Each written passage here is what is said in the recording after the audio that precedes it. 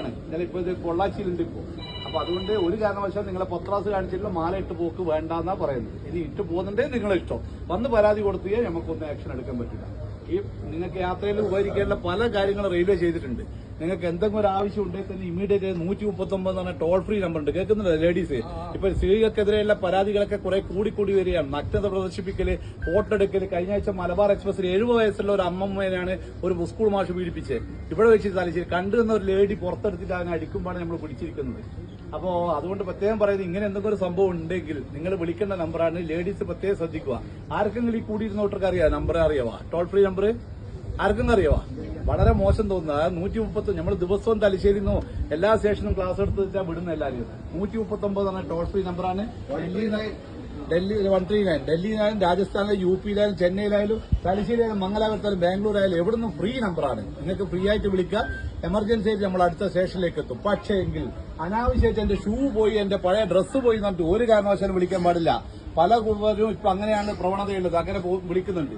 അങ്ങനെ വിളിച്ചു കഴിഞ്ഞാൽ എന്താ പ്രശ്നം ചോദിച്ചാൽ നിങ്ങൾക്ക് മൂന്നാമത്തെ പ്രാവശ്യം നമ്പർ ബ്ലോക്കായി പോകും. പിന്നെ നാലാമത്തെ പ്രാവശ്യം നിങ്ങൾ ഉച്ചവരെ ഉടവരെ പോകുമ്പോൾ നിങ്ങൾക്ക് നെഞ്ചുവേദനയോ ഏതൊരു അത്യാവശ്യ കാര്യങ്ങൾ എന്തെങ്കിലും അനുഭവപ്പെട്ടാൽ നിങ്ങൾക്ക് വിളിച്ചാൽ കിട്ടില്ല. അങ്ങനെയുള്ള അനുഭവങ്ങൾ യാത്രക്കാർക്കുണ്ട്.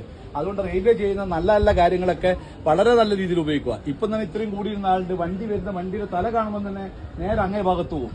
നമുക്കൊരു പേപ്പറും 10 മിനിറ്റ് പോകും. നിങ്ങൾ മനസ്സിലാക്കിക്കോ.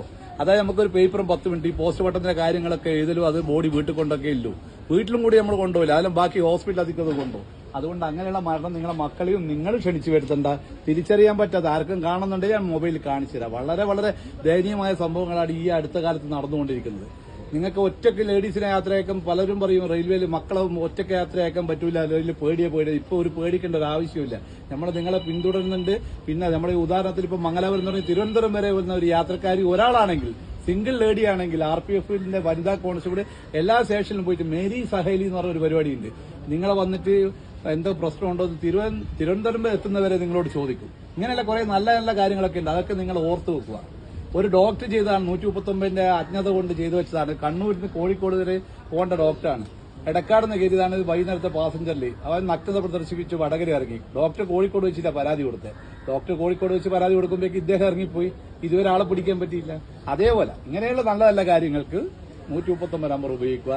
രണ്ടാമത്തെ കാര്യം, നിങ്ങളുടെ മക്കൾ പറയും അച്ഛനും അമ്മേനെ എടുക്കും ഗേൾ ഫ്രണ്ടോടും ബോയ് ഫ്രണ്ടോടും സംസാരിക്കാൻ നെറ്റ് കിട്ടുന്നില്ല. ബോയ് ഫ്രണ്ടോട് സംസാരിക്കേണ്ടിയിട്ടാണ്.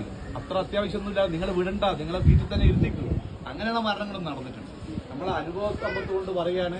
നിങ്ങളുടെ മക്കളെയും നിങ്ങളുടെ കുടുംബം നമുക്കും കൂടെ വളരെ വേണ്ടപ്പെട്ടതാണ്. ഭദ്രമായ സുരക്ഷിതമായ ഒരു യാത്ര നമ്മളും കൂടി വാഗ്ദാനം ചെയ്യുന്ന അതിന്റെ പേരിലാണ് ഞാൻ നിങ്ങൾക്ക് ഈ ക്ലാസ് എടുത്തു തരുന്നത്. നമ്പർ ഏതാ ഓർമ്മ?